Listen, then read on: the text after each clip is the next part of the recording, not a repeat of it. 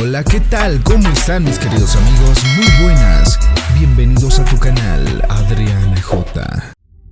Si luego de ver la segunda temporada de la exitosa serie de Netflix, Dark, usted ha quedado casi que literalmente viendo un chispero, tratando de entender qué rayos fue lo que sucedió, de qué manera y sobre todo en qué época, no se preocupe porque a continuación y sin más preámbulos, vamos a dar inicio a una guía rápida, fácil y divertida de esta segunda temporada. Comencemos. ¿Por qué hay tantos personajes? ¿A cuál le debo seguir el rastro? Aclaremos algo primero. Aunque hay en efecto muchas caras en la serie, lo cierto es que hay un número mucho menor de personajes, pero en diferentes etapas de su vida. Por ejemplo, los dos personajes que en definitiva usted debe seguir para entender esta segunda temporada son Claudia y Jonas. A los tres los vemos como jóvenes, como adultos y como ancianos. También hay que seguirle la pista al antagonista, que en este caso sería Noah. Ahora, el asunto con esta segunda temporada es que los personajes principales no están fijos en una época, sino que ahora literalmente viajan en el tiempo, y quizás por esto es difícil seguirles el rastro. ¿En cuántas épocas diferentes tiene lugar la segunda temporada de Dark? Para entender con la mayor claridad posible lo que sucede en Dark, tenemos que distanciar cuáles son las diferentes líneas de tiempo. 1921.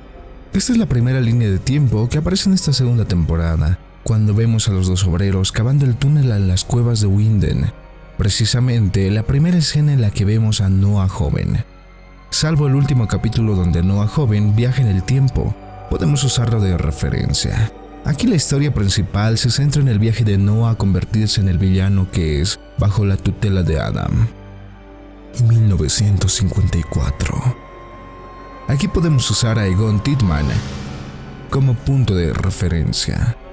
Incluso mejor que Noah en la anterior, porque Egon nunca viajó en el tiempo. Aquí la historia principal tiene que ver con el interés de Egon en descubrir qué le sucedió a Helge niño y en el misterio del hombre que sospechan es el asesino de niños. 1987. En esta línea de tiempo nos podemos centrar en Claudia Tittman adulta y en su padre Egon anciano. Claudia adulta empieza apenas a entender su importantísimo papel en los hechos que han ocurrido y que están por ocurrir, y Egon anciano apenas está descubriendo la verdad sobre el asunto. 2020. Aquí es que tiene lugar la mayoría de la acción, puesto que de hecho la serie se basa principalmente en personajes de esta época. Aquí le podemos seguir el rastro a Jonas adulto, a Hannah, Katarina, Marta, Magnus y Francisca. Aquí las historias principales tienen que ver con la manera en que los personajes tienen que lidiar con la desaparición de sus seres queridos, y cómo la llegada de Jonas adulto y las acciones de Bartosz dan luces al respecto. 2053. Aquí en 2053 es donde se da base el suceso eje de la segunda temporada, el apocalipsis. Jonas llega a 2053 y se entera que el 27 de junio de 2020, un evento de catastróficas proporciones ocurrió en Winden. Al inicio no sabemos exactamente qué y cómo fue lo que sucedió, pero a medida que transcurren los capítulos nos vamos enterando. ¿En qué consiste exactamente el llamado apocalipsis? Para entender la cadena de eventos que lleva el apocalipsis tenemos que remontarnos a la primera temporada. El sujeto que conocemos en 2020 como Alexander Tittman apareció por primera vez en Winden en 1986, asesinando a un hombre. El verdadero nombre de Alexander es Boris Newell, y en esa temporada confirmamos que el nombre que tomó era del sujeto que asesinó, Alexander Kuller. Con lo que no contaba Boris era que el hombre al que asesinó tenía un gemelo, que hizo luego de años de buscar el nombre de su hermano terminó en Winden en 2020, como el detective Clausen. Clausen acorraló a Alexander, pero al no poder probar que asesinó a su hermano, decide investigar a fondo la planta nuclear. Gravísimo error. Claudia anciana había planteado una muestra de las llamadas partículas de Dios en los barriles con desechos tóxicos que Alexander había sepultado en la planta. Así que cuando Clausen ordenó abrir los desechos, las partículas reaccionaron creando una explosión. que en efecto destruyó toda la ciudad. ¿Qué es la cosa oscura y caótica que Jonas intenta estabilizar en 2053? Ahora, luego de la explosión, el remanente de la misma fue una especie de portal inestable y caótico, formado por las llamas partículas de Dios. Luego de escuchar los cassettes de Claudia, Jonas llegó a la conclusión que la única manera de estabilizar el portal era aplicando una serie de descargas eléctricas, lo que le permitió viajar a 1921. Hasta aquí lo que el resto de la segunda temporada explica a grandes rasgos es cómo Claudia consiguió esas partículas y por qué orquestó el apocalipsis y por qué Jonas termina ayudándola. Analicemos eso entonces. ¿De dónde salieron las partículas de Dios? ¿Y por qué Claudia anciana ayudó a orquestar el apocalipsis? Las partículas de Dios aparecieron por accidente en 1987, luego de una serie de manejos negligentes en la planta de Winden. Claudia, en su interés científico, quiso sacar el asunto a la luz, pero el primer gerente de la planta, queriendo tapar el asunto, le prohibió hacerlo. Ahora, Claudia adulta recibió a su contraparte anciana, quien le explicó el papel que tienen que jugar en la guerra que ella llama entre la luz y la oscuridad, y le puso una trampa. Le dio la máquina que le permitió viajar a 2020, identificar qué pasó con ella y con su padre y ver a Regina enferma de cáncer. Al volver a 1987, Claudia intentó rescatar a su padre de una muerte accidental llevándolo a su casa, pero terminó siendo la causa de esa misma muerte. Ahora, intentando que el ciclo se detuviera, que su padre no muriera y finalmente queriendo salvar a Regina del apocalipsis, Claudia estaba lista para convertirse en uno de los jugadores principales del juego del tiempo. ¿Por qué Jonas terminó ayudando a Claudia a causar el apocalipsis? Cuando Jonas estabilizó el portal y terminó en 1921, se encontró con la sorpresa de que Sigmundus, ese grupo de viajeros que se encargaba a cualquier precio de conservar el ciclo del tiempo, no está bajo el mando de Noah, sino de un individuo llamado Adam, que según sus mismas palabras, no es otro más que el mismo Jonas en su etapa adulta. Adam convence a Jonas de viajar a un punto específico del ciclo, supuestamente para acabarlo, evitando que Michael Conwell se suicide, a una costa de que su propia existencia quede eliminada, al impedir que Michael termine en 1986. Con lo que Jonas no contaba era con que Adam de hecho lo envió para cumplir exactamente con el ciclo, provocando el suicidio de Michael. Ahora, Claudia anciana le explica a Jonas que aunque el ciclo continúe, es posible hacer cambios para que en el próximo ciclo no vuelvan a ocurrir toda la serie de desgracias que han ocurrido hasta el momento. Entonces, ¿cuál es la diferencia entre la postura de Claudia y Adam? Ahora, uno de los grandes interrogantes de esta temporada es si tanto como Claudia como Adam son capaces de cometer crímenes atroces para garantizar la integridad de la línea de tiempo. ¿Cuál es la diferencia entre ellos? Pues bien, la diferencia es el enfoque de cómo salir del ciclo sin fin en el que todos están metidos. Para Adam, la única manera de destruir el ciclo es destruyendo todo, al punto de que físicamente no sea posible retomarlo. Por eso insiste en que ocurra el apocalipsis. Ahora, para Claudia, el asunto es que aunque el ciclo se detenga, puede existir la posibilidad de que los elementos del ciclo perduren. Algo así como que aunque Mikkel no viaje a 1986 y no se case con Hannah, y Jonas no nazca, la existencia de Jonas está garantizada por su nacimiento en el ciclo anterior. Claudia cree que se puede lograr introduciendo pequeños cambios. Ahora, aquí todo es muy confuso. Si hay algo por lo que se caracterizan Adam y Jonas, es por tener agendas ocultas, y no sería nada raro que su supuesta confrontación no sea más que una fachada para alcanzar algún tipo de objetivo, que bien puede ser bien intencionado o totalmente perverso. ¿Qué es exactamente la partícula de Dios y para qué sirve en la realidad y en la ficción? Dichos en los términos más simples posibles, la partícula de Dios es una partícula elemental cuyo contacto con cualquier otra partícula implica una creación de masa. La existencia de la partícula había sido teorizada desde 1964 y solo se comprobó su existencia recientemente entre 2012 y 2013. Ahora en Dark, la partícula de Dios se encontró como resultado de unas acciones negligentes en la planta nuclear de Winden, razón por la que el dueño de la planta, en 1987, le ordena a Claudia ocultar el descubrimiento. Ahora, es esta partícula la que permite que el aparato Thanatos funcione, y la misma razón por la que la esfera oscura permite el viaje en el tiempo, creando efectivamente un portal. ¿Qué es Sic Mundus Creatus Est? Pues hay dos maneras de responder esta pregunta, una por el significado literal y otra por el significado dentro de la serie. Sic Mundus Creatus Est es una frase en latín que significa literalmente «el mundo está creado así», e implica la idea de que el libre albedrío y la toma de decisiones son una falacia y que estamos atados hasta la última decisión por nuestro destino.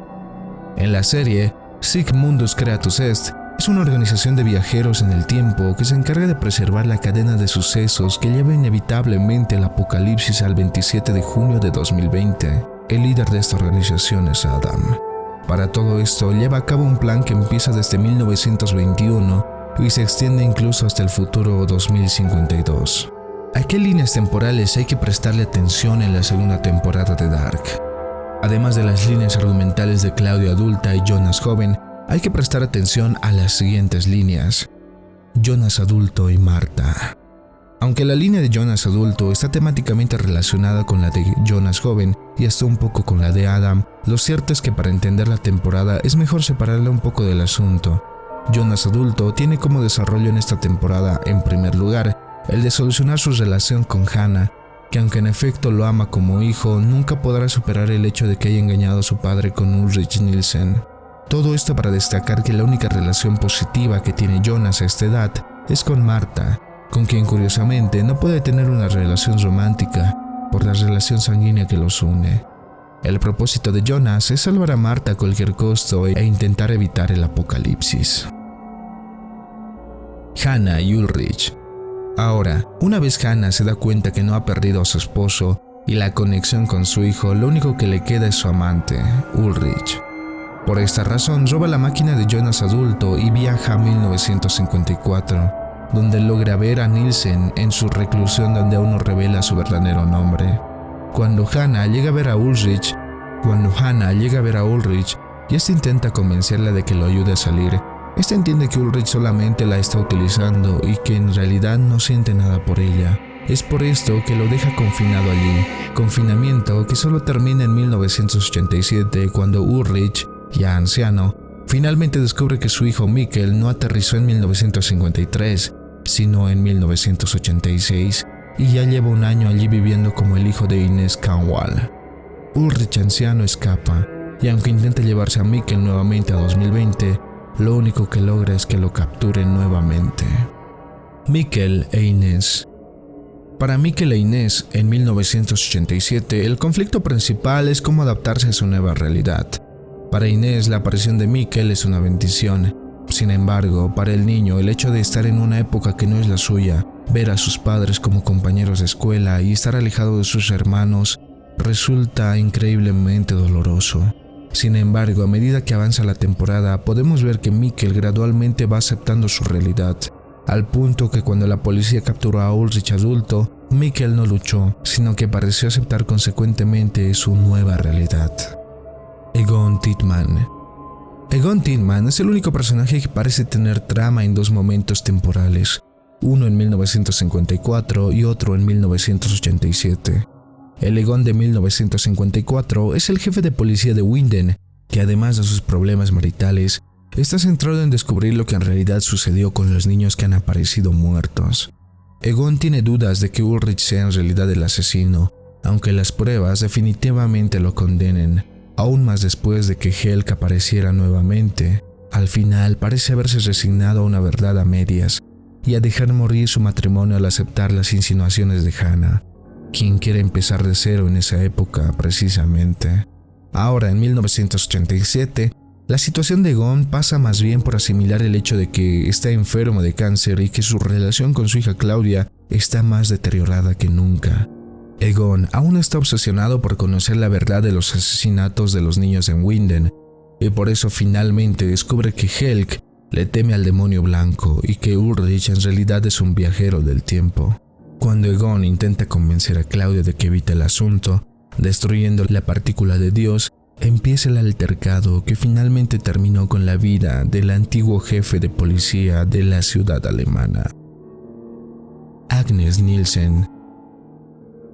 Ya a estas alturas, todos sabemos que Agnes Nielsen es la abuela de Ulrich Nielsen y que llegó a Winden bajo extrañas circunstancias en 1953. Esta temporada nos enseña mucho más de este personaje. En 1921, cuando Jonas llega al Winden rural de antaño, se encuentra con la familia de Agnes, quien lo ayuda a recuperarse de sus lesiones, luego que el muchacho afirmara que estaba herido por combates en el frente oriental. Aquí vemos que Agnes es en realidad hermana de Hanno Tauber, a quien luego conocemos como Noah. Es posible entonces que el apellido de Agnes sea Tauber y que Nielsen sea el apellido familiar, ya que incluso en esa época desconocemos la identidad del padre de Trond. En 1954 volvemos a ver a Agnes ya adulta sosteniendo su relación clandestina con Doris Tidman, la esposa de Egon. Y es entonces que sabemos que Agnes es una pieza fundamental en el engranaje, ya que su lealtad es disputada por Noah y por Claudia. Agnes es quien le revela a Noah la ubicación de Claudia, asesinándola, para luego ella misma asesinar a Noah en 1921, cuando éste intenta traicionar a Adam. Bartosz y Regina. Estos dos personajes tuvieron más bien poco que hacer en esta temporada, pero podemos sacar en limpio varias cosas. La primera, que Bartosz, en definitiva, no ha podido superar que Marta haya elegido a Jonas por encima de él. Y la segunda, que aunque Regina y Claudia tuvieron serias diferencias, a lo largo del tiempo existe amor entre ellas, al punto que parte de la motivación de Regina es salvar a Regina, quien ya sufre de cáncer del apocalipsis por venir. ¿Quiénes son los ayudantes de Adam en 1921? Para seguir hablando de las líneas importantes a seguir esta temporada, pero profundizando un poco más, hablemos de los ayudantes de Adam en 1921, un hombre y una mujer adultos. Durante una de las conversaciones se revela que el hombre en cuestión no es otro más que el mismo Magnus Nielsen, y no parece haber razones para creer que la mujer a su lado no es otra que Franziska Doppler. Ahora, esta segunda temporada, de hecho, se encargó de introducir lentamente estos personajes en todo el asunto del viaje en el tiempo, consolidando de paso su relación como pareja. ¿Cuál es exactamente la relación entre Elizabeth y Charlotte? Quizás la revelación más retorcida de esta segunda temporada es la de la relación existente entre Elizabeth y Charlotte. Todos conocimos a Elizabeth en la primera temporada, cuando era la única testigo del rapto de Jacin, pero por su condición de sorda no pudo comunicar efectivamente nada concluyente. Ahora en esta temporada nos enteramos que al crecer Elizabeth sostiene una relación con Noah, de la que nace una niña que por alguna razón le es arrebatada y entregada a Tannhaus, y recibe el nombre de Charlotte. El asunto es que Charlotte eventualmente se casa con Peter Doppler y tienen dos hijas, Franziska y Elizabeth. Entonces Charlotte es hija de Elizabeth y a su vez Elizabeth es hija de Charlotte, y ambas son abuelas de sí mismas. Realmente tenebroso, ¿no? ¿Por qué Adam orquestó la muerte de Noah? Noah había sido la mano derecha de Adam durante todo el transcurso de la serie, ayudándole no solo a construir el pasaje de la cueva, sino incluso a asesinar niños siempre que fue necesario.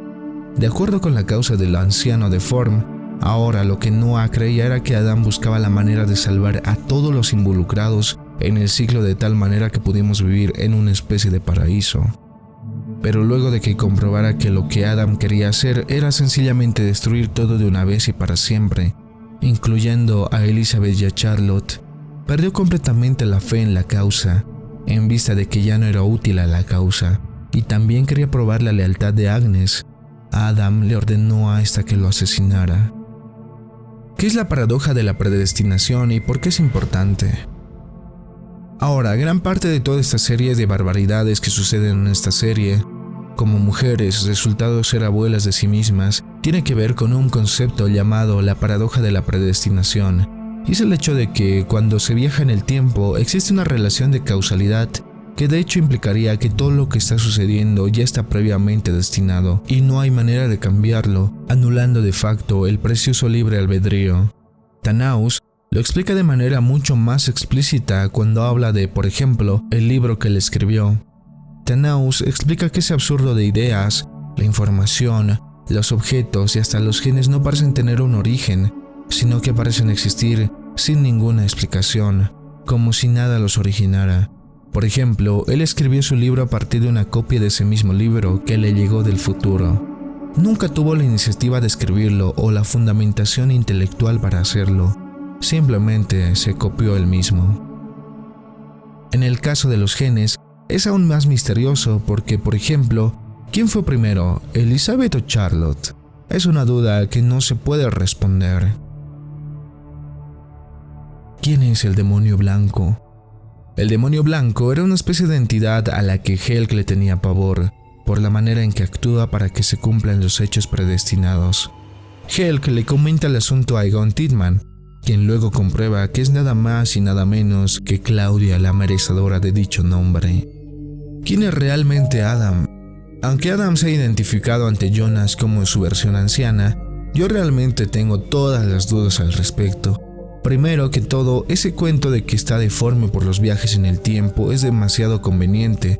De ser así, entonces las versiones mayores de Franziska y Magnus también deberían tener afectación parecida. Además, la forma en la que se refirió a Bartos, como siempre fue muy inocente, se da a entender que quizás es una nostalgia referente a su ser inocente, por lo que da la impresión de que Adam no es otro más que Bartos, ya en una etapa adulta, y que la cicatriz en el cuello bien puede haber sido autoinfligida. ¿Qué significa el final de la segunda temporada de Dark? El final de la segunda temporada de Dark tiene dos momentos clave. El primero, la manera en que se organizan los eventos para que el ciclo continúe, y el segundo, cuando finalmente parece haber una ruptura en el ciclo, pero analicemos uno por uno.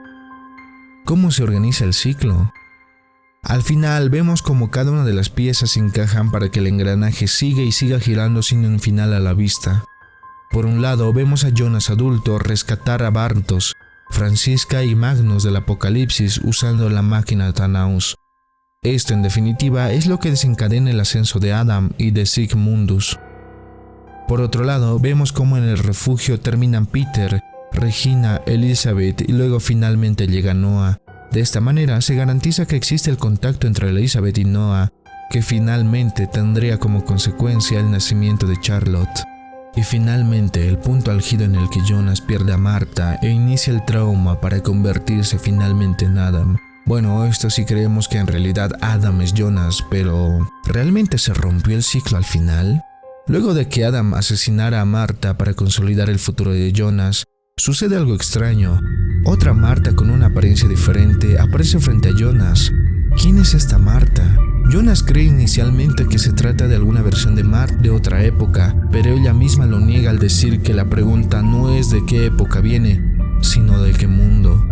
Esto parece indicar que existe la posibilidad de que se explique en primer lugar cuál es el origen de los ciclos y de abrir la posibilidad de que estos se rompan. Pero antes de que abran la botella de cerveza alemana para celebrar, hay algo que realmente parece indicar que no se puede cantar victoria. De hecho, si esa mujer no aparecía, entonces Jonas joven moriría junto al cadáver de Marta gracias a la explosión. Pero como sabemos que Jonas crece hasta convertirse en el extraño, debe salvarse de alguna forma, por lo que la intervención de la Marta alternativa pudo haber estado predestinada. ¿Cuál es el mensaje de la segunda temporada de Dark? El primer capítulo de la segunda temporada o segundo ciclo de Dark inicia con esta cita del filósofo alemán Friedrich Nietzsche. Cuando miras largo tiempo a un abismo, el abismo también mira dentro de ti. Esta es apenas un segmento de una cita mucho más extensa del filósofo alemán, consignado en su trabajo Más allá del bien y el mal, en el aforismo número 146 que reza lo siguiente: quien con monstruos lucha, cuide de no convertirse a su vez en monstruo. Cuando miras largo tiempo a un abismo, el abismo también mira dentro de ti. El significado de este epígrafe radica en la manera en la que los dos protagonistas de esta temporada, en un esfuerzo de cambiar las cosas, de hacer algo que ellos consideran moralmente correcto, termina convirtiéndose precisamente en esa misma fuerza que intentan destruir. Esa fue la historia de Jonas y Claudia, que terminaron convirtiéndose en las causas de esas cosas que inicialmente querían evitar. Asimismo, quizás podemos entender mucho de lo que nos sucede y de lo que sucede en el mundo como un ciclo infinito donde siempre cometemos los mismos errores, precisamente por no aprender de ellos en el pasado, de querer intentar lo que ya se comprobó que no funcionaba, la de evitar el totalitarismo armando otro más peligroso y restrictivo. Quizás la cuestión pase sencillamente por hacer algo, que en ocasiones es incluso más complicado de hacer. Sencillamente ver, observar, analizar y concluir podría ser la mejor manera de tomar buenos caminos de acción a futuro. Entonces te recomiendo ver esta serie y si ya la viste, espero aclarar algunas dudas. Saca tus propias conclusiones y compártelo conmigo acá en la caja de comentarios. Dale like al video si te gustó y compártelo con tus amigos porque llegamos al final del video. No olvides suscribirte al canal y activar la campanita para más contenido similar. Yo soy Adriana J y nos vemos en el siguiente video. Hasta la próxima.